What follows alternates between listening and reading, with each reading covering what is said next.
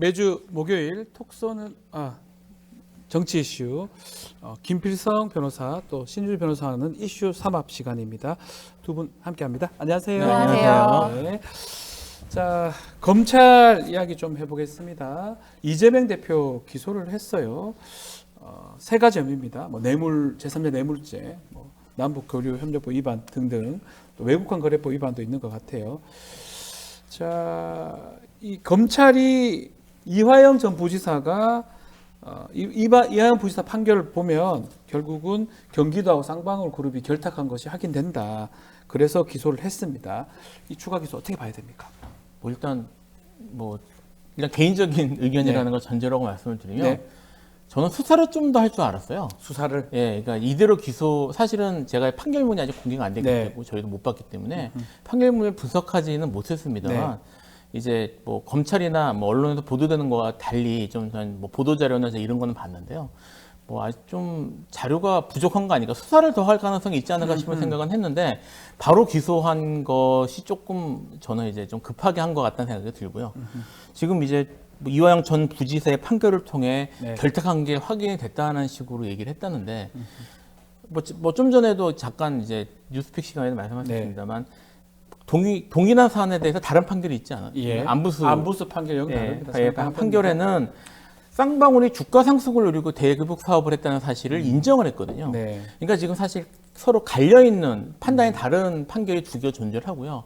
그거는 이제 상급심 올라가서 정리가 돼야 될 문제입니다. 뭐 이게 뭐 1심에서 판단이 갈리는 게 바람직하지는 않지만 있을 수 있는 일이라 올라가서 사실은 이제 정리가 되면서 상급심에서 그런 걸 정리하는 일을 할 텐데, 여기에 갈리는 판결이 있는 상황에서 한쪽 판결을 확인됐다는 식으로 하면서 기소하기는 어렵지 않았을까 싶었는데, 그렇죠. 이렇게 해버린 것에 대해서 조금 놀랍다. 이게 수원지법의 두 부입니다. 제가 기억에 11부, 15부로 알고 있는데 안부수 판결했던 곳하고 이제 이화영 지난 판결했던 곳 판결 이유가 좀 다 달라요. 네. 그렇다면 우리 김필성 변호사님 말씀처럼 더 조사를 할 필요가 있을 것 같은데 그냥 한쪽 판결 그게 맞다고 보고 추가 기소를 한 거거든요. 뭐 검찰은 네. 당초에 기소를 하려고 영장도 청구했었기 때문에 예. 준비가 됐었던 상태였고요. 아하. 그런데 이게 그냥 뭐 안부수, 뭐 대북 송금 이런 걸 다 떠나서 네. 이 이재명 대표가 당시에 검찰 앞에서 이제 얘기했던 부분은 100억이라는 돈, 그러니까 네. 우리나라 돈으로 100억이잖아요. 800만 달러가. 예. 100억이라는 돈을 생면부지 단 한 번도 만난 적이 없는 자에게 나를 위해서 써달라라고 서로 간에 말을 맞춘다는 게 말이 되냐. 네. 100억이라는 돈이 매우 큰 돈이잖아요. 그런데 그렇죠. 오로지 나의 정치적인 이익을 위해서 북한에다가 이 돈을 경기도가 내야 될 돈을 대납해달라. 이런 이야기를 하기에는 단 한 번도 만나지 않고 뭐 지금 김성태의 진술만으로는 이화영 부지사가 보고를 했고 뭐 전화 통화를 한 적이 있다라고 하는데 네. 그런 게 실질적으로 과연 신빙성 있는 진술로 저는 받아들여졌다는 게 너무 의문인데 네. 재판부는 이 김성태 회장에 대해서 건실한 중견 기업의 CEO로서 진술의 신빙성이 있다라고 판단을 했어요. 네. 그런데 이 김성태 회장의 범죄 전력도 재판부도 다 확인을 했을 텐데 이게 쌍방울의 어떤 주가 상승, 주가 부양을 위한 그런 자금이었다라는 것을 배척을 해버렸는데, 그것은 기존에도 김성태 회장이 다른 사람이 아니라 김성태 회장이 주가 조작으로 판결을 받은, 유죄 판결을 처벌받은 전력이 있죠. 유죄 판결을 받은 전력이 있습니다. 그런데 그걸 단순히 모든 게 김성태의 진술이 신빙성이 있다라고만 배척하기에는 건실한 중견기업의 CEO다. 그게 이유라는 게 좀 납득하기가 어렵다. 네. 그리고 김성태 진술을 뒷받침하는 내용으로는 이화영 전 부지사의 진술, 그리고 안보수의 진술이 있었는데 이화영 전 부지사는 진술을 번복을 했어요. 그렇다면 안보수는 왜 진술이 그렇다면은 기존 자신의 판결 받을 때와 달라졌나? 이 진술의 변경 과정에서 최근에 뉴스타파가 보도한 걸 보면은 쌍방울 측에서 안보수의 딸에게 거처를 마련해 줬다. 아하. 예, 이렇게까지 다 지금 그 아태협회 직원도 그렇고 쌍방울 측 직원도 그렇고 다 이런 교차적으로 지금 내부자의 폭로가 나오고 있습니다. 그렇다면 안부수도 김성태와 마찬가지로 지금 안부수의 그 법정 진술 내용을 보면은 왜 진술이 바뀌었습니까? 네. 그랬더니 제가 당시 초반에는 구속이 돼 있어서 좀 몸이 안 좋고 기억이 나지 않았는데 지금 이렇게 기억을 해보니 새롭게 기억이 분명해졌습니다. 이렇게 발언을 해요. 네. 그런데 진술이 가만히 생각해보면 오래 지나서 갑자기 분명해졌다. 이런 건 재판부에서 배척을 하거든요. 그런데 이걸 받아들여줬다라는 것으로 보여지기 때문에 매우 이런 채택한 진술 내용도 의심스럽다. 그래서 이 안부수 판결문, 이화영 판결문 전부 다 이재명의 제3자 뇌물죄 기소하는 근거로는 매우 빈약하다라고 보여집니다. 이화영 재판을 좀 들여다보면 조금 눈여겨봐야 될 부분이 국정원 문건이 공개가 됐잖아요. 네. 그리고 뭐 연어 초밥 뭐 그 사건들이 있다면 재판부 입장에서는 뭐 변론을 제기하거나 좀 더 심리할 수 있는 아니 그럴 필요가 있는 상황 아니었나요? 그럴 필요가 있는 상황이었죠. 그건 충분히 당연한 이야기고요. 저희가 다 법조 예. 변호사지만 예. 일반적인 재판부라면 그런 요청을 이제 변호인 측에서 한다면 일반적으로 받을 것 같긴 한데요. 그런 충분히 지금 의혹이나 네. 이런 것들이 상당히 강하게 이제 네. 기록이 됐고, 그래서 적어도 거기에 대해서 추가 자료를 이제 제출을 하고 그러니까요. 변론할 기회는 줬어야 된다고 네, 봅니다. 최소한. 예, 근데 그런 것들 없이 그냥 판결이 됐고요. 네. 그리고 지금 아까 말씀하셨던 것처럼 판결문을 보지 못했습니다. 네, 판결문 공개를 하지 않았어요. 공개하지 않았기 때문에 네, 그거 지금 알 수 없지만 예, 나온 보도된 내용에 따르면 그 김성태의 진술은 건실한 기업인이라고 해서 예. 믿으면서 국정원 문건을 믿지 안 않았다는 믿죠. 거죠. 안 믿었던 거란 말이 안 말이에요. 되죠. 예. 근데 이제 지금 문제가 제가 좀 전에 말씀드렸던 안부수 판결에서 네. 국정원과 동일한 내용의 판단이 있었고, 그렇죠. 그러니까 이게 국정원이 어쨌든 뭐 정보기관이 수사 정보기관이 이제 만든 보고서를 믿지 못하고 그 주가 조작 정보가 있는 김성태 회장의 말을 믿었다는 것이 과연 이게 믿을 수 있는가? 그리고 그러니까요. 뭐 그런 이제 문제가 있는데 지금 전반적으로 이 수사나 이런 것들에 대해서 의혹을 가질 만한 그런 정황이 발견이 됐으면 어쨌든 한번 들여다보고 네. 그리고 그렇게 하는 것이 절차상으로도 맞았던 것 같아요. 결국은 판사는 그런 겁니다. 쉽게 말씀드리면 이런 배척되는 반대되는 증거가 있으면 어느 증거를 믿으냐예요. 그거를 채택하고 내가 이걸 믿었기 때문에 이런 사실관계를 인정하는 건데, 그러니까 간단하게 말하면 국정원이 진술 증거가 있고 김성태 얘기가 있습니다. 이 둘 중에 하나를 채택을 해야 돼요. 상반된다면, 양립할 수 없다면. 근데 김성태 걸 믿었다는 거잖아요. 근데 이쪽이 맞다는 얘기들이 많이 나오면 한 번 더 심리를 하거나 하는 게, 저도 군 판사를 해봤지만 너무나 당연한 건데, 뭐 본인이 다른 데 인사 가야 되는데 그거 미루고 선고를 하고 가야 된다. 그러면 좀 더 미뤄가지고 선고할 때까지 더 미뤄서 해도 될 것 같은데, 그 부분이 전 좀 납득이, 사실 전 진짜 안 가거든요. 그렇죠. 같은 법조인으로서. 예. 이제껏 끌었는데 뭐 더 끈다고 뭐 이상해집니까? 그러니까 유죄 예단을 가졌다라고 네. 지금 이야기가 나오는 게 지금 전부 그러니까 한 일방적인 이야기만 듣겠다라는 그 판결문이 공개되지 않았다 하더라도 네. 지금 이 채택된 증거들이 나오지 않습니까? 김성태의 진술이라는 게. 그리고 사실은 판결문이 공개되지 않았지만 이제 기자들이 입수를 해서 이제 어떻게 보면은 일부 보도를 하고 있어요. 그런데 김성태의 진술 위주로만 지금 네. 다 보도가 또 나오고 있어요. 연속적으로. 뉴스타파를 제외하고요. 그렇다면은 오로지 김성태의 진술만 믿었다는 것이 판사의 유죄 예단이 없고서는 과연 이게 가능한 것인가? 네. 그렇기 때문에 판사의 재판에 대해서 불신을 할 수밖에 없는 거죠. 그런 상황입니다. 그리고 이제 범죄는 그겁니다. 아직 모르시는 분들이 많아서 계속 설명드리면, 제3자 뇌물죄, 이게 다른 범죄도 있지만 핵심인데요. 제3자 뇌물죄는 북한한테 제3자, 그러니까 북한한테 뇌물을 줬는데 이재명한테 이익을 주기 위해서. 북한하고 이재명하고 친구입니까? 뭐에 봐야 됩니까? 그러니까 뭐 저기 이재명 대표에 대한 네. 기소의 전반적인 취지는 거의 비슷해요. 목적은 네. 정치적으로 이익을 보기 위해서. 그렇죠. 정치적으로. 예, 그러니까 이게 이제 성남 FC 건도 그렇죠. 네, 다 정치적으로. 마찬가지입니다. 네. 뭐 저기 지금 예를 들어 위례 같은 경우도 네. 뭐 재선에 도움을 받기 위해서였다. 뭐 정책 업적을 쌓기 위해서였다라는 네. 식의 주장이에요. 정책 업적 사실 쌓아야 되는 거 아닌가? 예. 그러니까 모르겠습니다. 그러니까 이것도 지금 예. 정책 업적을 쌓기 위해서 했다는 말로 보입니다. 네. 뭐 어떻게 기소가 됐는지 아직 저기 공소장을 제가 보진 못했습니다. 판결문도 아직 안 나왔으니까. 판결문도 아직 안 나고 공소장도 아직 총달이 안 된 것 같아요. 얘기를 네. 못 들었으니까 제가. 근데 어쨌든 이것도 뭐 그 제3자 뇌물, 북한에 이렇게 뇌물을 주면서까지 뭐 대북 사업에 있어서의 무슨 성과를 이런 거를 내고 싶었던 것이다라고 네. 구성을 하지 않을까 싶은 생각은 들어요. 그렇죠. 예, 근데 이제 이게 지금 마찬가지로 지금 뭐 다른 지금 이제 이 사건도 같은 식으로 구성이 되겠지만 이게 그 다른 지금 기소된 사건들도 이재명 대표가 뭐를 구체적으로 어떤 불법 행위를 했다 이런 게 있는 게 하나도 아니고요. 없어요, 지금. 하나도 없습니다. 뭐냐면 대부분 그냥 정책 이익을 봤다. 뭐 그들이 했는데 이재명과 공모했다. 이재명이 알고 있었다. 네. 이런 얘기거든요. 그런 내용, 근데 이제 그 맥락이에요. 고리가 사실은 매우 약합니다. 예. 뭐 이제 그거는 이제 변론에 관계된 거니까 제가 좀 말씀드리기 어려운데 네. 이 부분도 어떤 식으로 연결고리를 구성할지 모르겠는데 이게 과연 그 잘 될까 부분 한번 몰라요. 질문 드려볼게요. 네. 지금 말씀처럼 대북 송금에 네. 대해서 이재명이 알아야 될 거 아니에요. 네, 그러니까 그렇죠. 몰랐다고 하니까 뭐 수시로 이화영 부지사가 보고를 했다 이런 주장이 있는 것 같아요. 검찰 아마 공소장이 지금 공개가 된다면 이 부분도 포함이 될 것 같은데 네.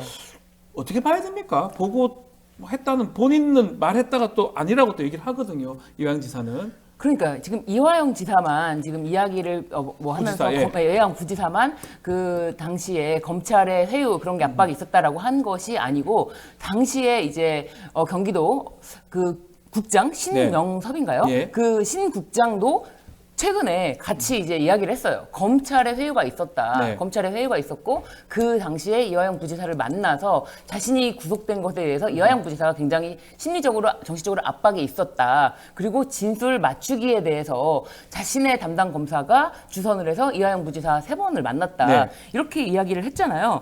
그렇기 때문에 검찰이 당시에 이것을 기소하기 위해서 사전 보고를 도지사인 이재명 도지사에게 철저하게 사전 보고를 했다라는 검찰의 이런 논리는 사실은 입증되는 증거가 없다라고 봐야 되거든요. 그렇기 때문에 지금 굉장히 무리하게 제3자 뇌물죄에서도 말씀하셨지만 제가 봤을 때는 심지어 이제 만약에 민생지원금을 지급한다. 전 국민에게 민생지원금을 지급하는 것도 네. 이재명 대표의 그러니까요. 정치적인 이익을 위해서 민생지원금을 지급했다. 이게 뭐 이런 식으로. 법리를 좀 확대하면 윤석열 대통령이 병사들 월급 올려주는 거 이것도 범죄가 될 수가 있어요. 그러니까요. 정치적 이익을 이익이잖아요. 위해서. 이익을 위해서. 예를 들어서 좀 전에 네. 말씀하셨던 석유 시추. 예, 이것도 문제가 될 수 정치적 있어요. 이익을 위해서. 이거 5천억이 든다면서요. 네. 정치인은 뭐라도 얘기를 잘못하거나 그거 관련돼서 뭐가 더 있으면 그러니까 이건 법이라는 거는 또 특히 형법 재형법정주의를 하잖아요. 무진자 확대할 수는 없는 거예요. 우리가 지금 예상하는 거는 딱 이런 거잖아요. 내가 뭔가 엄청난 이익을 받기 위해서 아니면 어떤 사람이 그 사람한테 이익을 받기 위해서 부탁을 하기 위해서 정말 가까운 누구한테 줬을 때 그럴 때 제3자 뇌물죄 되는 거잖아요. 그쵸. 공무원이나 이럴 때. 사실상 그러니까 받는 사람하고 이익을 보는 정치인 네. 이제 또는 이제 그 공무원하고 사실상 같은 위치가 위치로 돼야 볼 수 있는 돼야 그런 게 되는데. 있어야 됩니다. 근데 북한과 그러면 북한은 이재명을 이재명하고 이제 사실은 그런 법리적 문제가 있죠 사실은. 알겠습니다. 그래서 사실은 판결에 대해서 우리 좀 댓글에 나옵니다. 우리 국민들이 지금 법조인 되겠다. 하도 이런 거 자꾸 나오니까 별의별 게 나오니까 우리 국민들이 법조인 되겠다 이런 얘기가 되고 판결문을 빨리 공개를 해야 되겠죠. 그래야 분석도 될 것 같고요. 곧 공개가 될 것 같긴 한데요. 자, 민주당이 이런 가운데 판사 선거로 좀 뽑자. 판사 선출제. 또 판사도 좀 처벌할 수 있는 법 왜곡죄. 요걸 좀 거론하고 있습니다. 이게 어떻게 봐야 됩니까? 아니 지금 재판에 대한 불신이 네. 이게 단순히 뭐 몇몇이 제기하는 것이 아니라 국민들에 대해서 네. 국민들이 사법부를 불신한다라는 건 굉장히 큰 문제 아닙니까? 그렇죠. 사실은 저희도 이제 상담을 할 때 일단 기본적으로 이제 상담을 오시는 분들은 다 사법부에 대한 불신 갖고 계십니다. 그렇기 기본적으로? 때문에 네. 기본적으로 갖고 계시기도 하고 그리고 뭐 전관 필요한 거 아니냐 이런 이야기도 직접적으로 다 하십니다. 왜냐하면 너무나 믿을 수가 없기 때문에 내가 최소한 그 판사 아니면 나를 뭐 기소할 수 있는 그 검사와 인연이라도 있는 사람을 선임해야 되는 거 아니냐. 네. 그렇게 전관 예우에 대해서도 일반인들이 다 공공연하게 그렇게 해야지 내가 불이익을 덜 받는 거 아니냐라고 생각을 하거든요. 그런데 이렇게 또 한 번에 도저히 납득할 수 없는 판결이 나왔기 때문에 이런 것에 대해서 판사가 정말 영구히 자신의 자리를 보존할 수 있는 자리가 아니다라는 거를 좀 인식을 해야 된다. 그리고 이 판사 선출제라는 것도 사실 굉장히 이제 우리 법조인들 입장에서는 낯설고 네. 과연 판사를 선거로 뽑는다? 이게 말이 되나라는 생각을 할 수 있지만 네. 뭐 미국에서는 연방은 아니고 주 판사는 다 이렇게 선출직으로 뽑지 않습니까? 네. 그런 제도도 있다라는 것을 지금 지금 당장 이걸 시행한다 이런 게 아니라 네. 논의로 올려놓고 판사직에 대해서도 법관의 독립을 해치기 위한 삼권 분립을 해치기 위한 것이 아니라 이만큼 국민들의 신뢰를 받는 재판을 좀 해야 된다. 그런 거를 좀 각성하는 게 아닌가. 저는 좀 그런 의미에서 접근하고 싶은데 당장 제도를 마련할 안 수는 없지 되겠죠. 않습니까? 네네. 배심제가 맞는 거 아닌가 이 생각도 들어요. 배심제가 사실 단점도 있어요. 완전 많죠. 네, 많습니다. 네. 그 미국 같은 경우에는 그래서 배심제 재판을 줄이려고 하는 네. 움직임도 있습니다. 그래서 근데 지금 우리나라 같은 경우에는 일정 정도 배심 재판을 도입을 해야 된다라는 것에 대해서는 사실 다들 이제 전문가들은 네. 의견을 일치하고요. 다만 이제 전면 도입은 아무래도 미국 케이스도 있고 그래서 문제는 좀 있겠지만 중요 사건들 네. 또는 제 개인적으로는 판사나 검사와 관련된 사건들은 배심으로 하는 게 저도 맞지 그 않을까. 생각이 들어요. 이런 예. 거 배심하는 게 맞지 않나요? 예, 그리고 이제 지금 우리가 이제 일부 배심제 비슷한 제도가 들어와 있잖아요. 국민참여재판이라는 게 들어와 있는데 현재 지금 국민참여재판 시스템에 상당히 문제가 좀 많습니다. 네. 문제가 많고 또 중요한 게 법원이 운영을 요즘 점점 안 하려고 그래요. 그러니까 계속 거절하시고 예, 계속, 예. 기각하시더라고요. 네, 그래서 현재 지금 마련되어 있는 것부터 일단 좀 제대로 하고 네. 이제 법원에서 일정 경우에는 의무적으로 하도록 하고 그 다음에 저도 이제 국민참여재판을 좀 해봤는데 네. 국민참여재판에 있어서 가장 큰 문제 중에 하나는 그 재판장이 배심원단에 너무 영향을 크게 미칩니다. 아, 계속 말씀하시죠. 예, 한 번씩. 예, 제가 절차를 다 설명할 건 아니지만 예. 그런 것들을 차단하는 거라든지 이런 것들부터 해서 차근차근 좀 그 범위를 넓혀가고 의무적으로 하는 게 필요하다는 생각이 듭니다. 알겠습니다. 자, 그래서 댓글에 AI 판사 이렇게 칼 SMA님 주셨습니다. AI 판사. 그래 요새 야구도 보니까 이렇게 네모 이렇게 ABS라고 그걸로 해서 별말 없어요. 예전에는 심판 판정에 대해서 다들 말이 많았었는데 좀 말할 게 없습니다. 왜냐하면 그대로 가기 때문에. 그래서 AI 판사 얘기가 나오는 것 같아요. 알겠습니다. 다른 이슈 좀 짚어보겠습니다. 한동훈 위원장 이야기입니다. 이재명 대표를 향해서 헌법 제84조 얘기를 했습니다. 대통령이 되기 전에 소송이 제기돼서 진행 중인 형사재판 중단될 수는 없다라는 취지의 SNS 글을 썼는데요. 이 저격글은 또 어떻게 봐야 됩니까? 한동훈 전 위원장이 네. 전당대회에 나와서 국힘당의 대표가 되어야 하는데 지금 윤석열 대통령과는 굉장히 사이가 안 좋다라는 것이 널리 알려져 있지 않습니까? 심지어 이제 욕설을 했다. 윤석열 대통령이 네. 욕설을 했다. 다른 사람에게 욕설을 했다. 이런 이야기까지 다 이제 공공연하게 지금 보도가 된 상황인데 그렇다면 이것을 어떻게 과연 헤쳐나갈 것인가? 대통령실 용산에서 반대하면 이거 당대표가 된다고 한들 이게 쉽지가 않을 텐데 그렇기 때문에 그렇다면 나의 지금의 역할은 무엇이냐? 처음부터 2조 심판론을 제기하지 않았습니까? 그렇다면 이재명 대표를 직격하면 그래도 윤석열 대통령이 나를 좀 바라봐주지 않을까라면서 헌법 84조의 불소추 특권에 대한 이야기를 꺼내고 있어요. 네. 그렇다면 이것은 윤석열 대통령에 대한 러브콜인 것 같은데 사실 헌법 1조 1항부터 좀 살펴봐야죠. 네. 헌법 1조 1항 대한민국은 민주공화국이다. 지금 대한민국이 민주공화국으로 지금 잘 돌아가고 있습니까? 지금 국회가 돌아가지 않고 있지 않습니까? 네. 그런 상황에서 대통령은 거부권을 남발하고 앞으로 수백 건의 거부권이 나올 수 있다라는 취지의 이야기를 여당에서 공공연하게 하고 있는데 지금 한동훈 비대위원장은 이 헌법 1조부터 좀 돌아봐야 되지 않을까 하는 생각이 듭니다. 자, 이 저격 이렇게 했다라는 거는 아마 본인이 또 전당대회도 나가야 되겠다.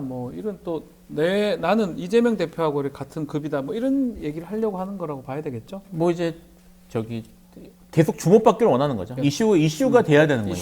이슈가 돼야 되니까 지금 정치 활동을 하겠다는 의미로 보이고요. 네. 이제 이재명 대표가 지금 이번에 또 이제 기소되는 일, 전에 나온 걸로 제가 알고 있긴 직전에 나온 직전에 거예요. 나온 말은 합니다만 사실 여기서 제가 그 이야기를 조금 더 하는 게 좋을 것 같은데요.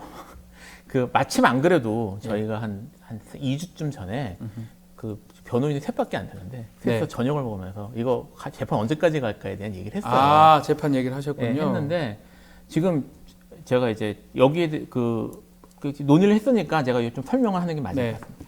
지금 재판 지연 방탄이라기 너무 많이 하는데 네. 거의 이제 입만 열면 그 이야기를 하는데 지금 저희가 2주에 3번 재판을 하거든요. 2주에 3번 재판을 하는데 2주에 3번 재판을 하면 아침 10시 반부터 저녁 7시까지 해요.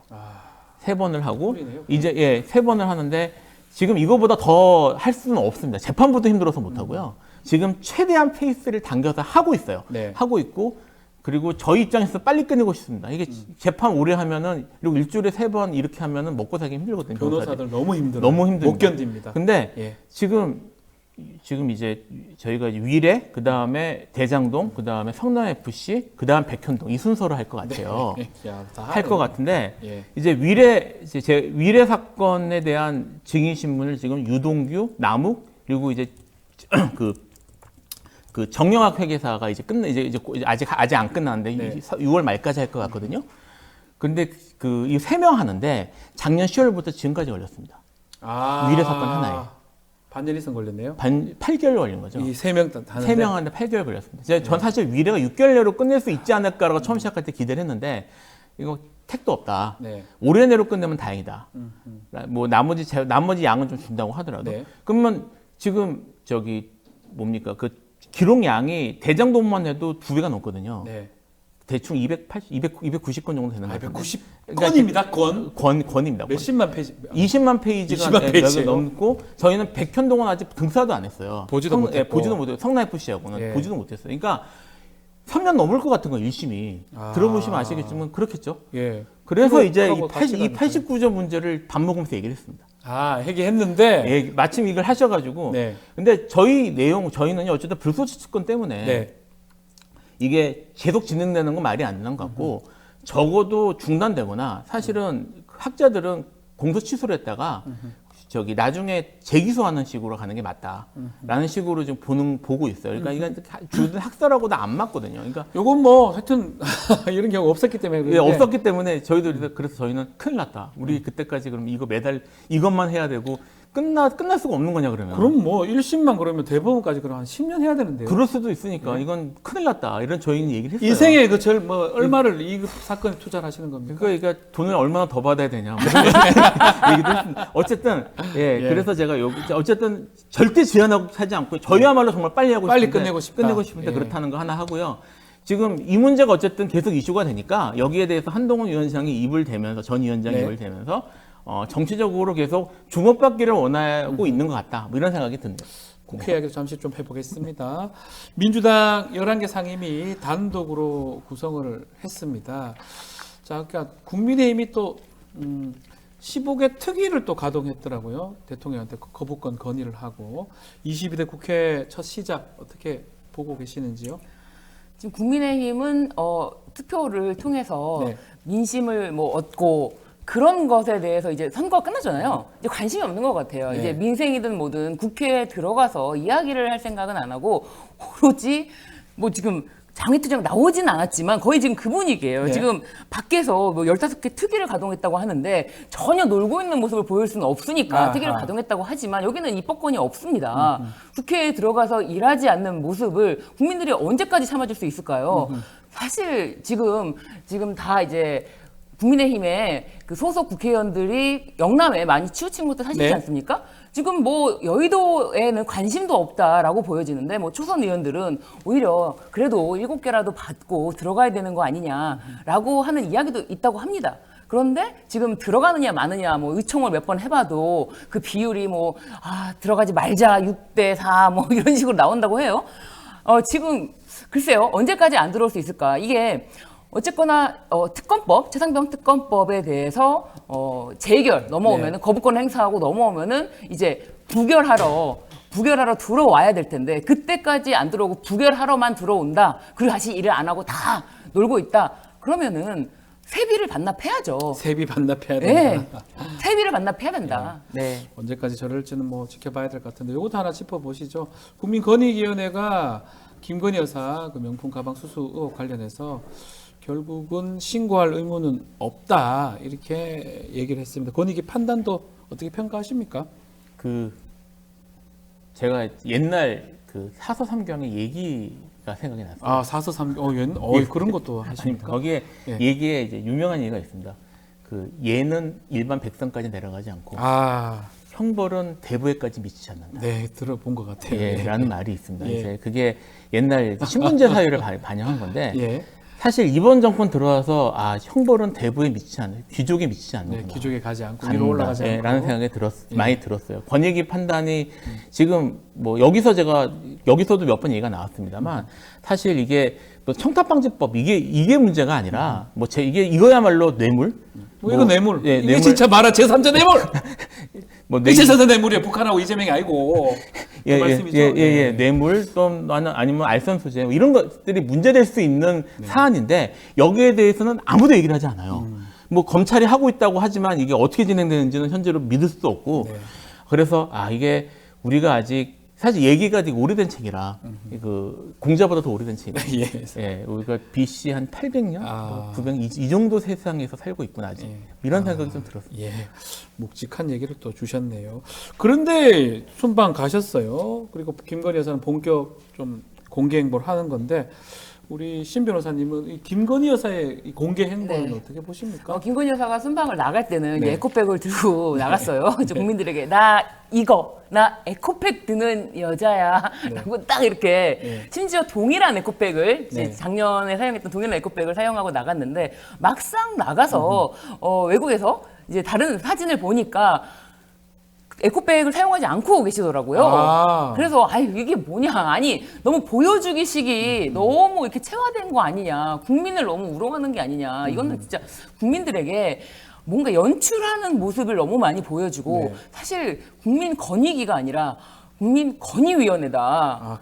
예. 한 사람만을 위한 위원회다라고 지금 SNS에 나올 정도로 지금 모든 국가 기관은 오로지 대통령의 배우자를 위한 어떤 털어주기식 그리고 꽃길 깔아주기식이고 언론도 연일 뭐 칭찬 일색인데 전혀 그것에 대해서는 국민들의 의혹은 해소되지 않았다. 의혹을 해소하기 위해서는 네. 말씀하신 것처럼 특가 알선 수재라든지 그리고 뭐 뇌물죄 적용 여부에 대해서 적극적으로 검토하는 모습을 보여야 해소가 되고 해소가 안 된다면 결국은 특검으로 국민들이 열화와 같은 응원을 보내줄 것이다라는 생각이 듭니다. 알겠습니다. 자, 오늘 23합 여기서 마무리를 하겠습니다. 김표성 변호사, 신유진 변호사와 함께했습니다. 오늘 말씀 감사합니다. 감사합니다.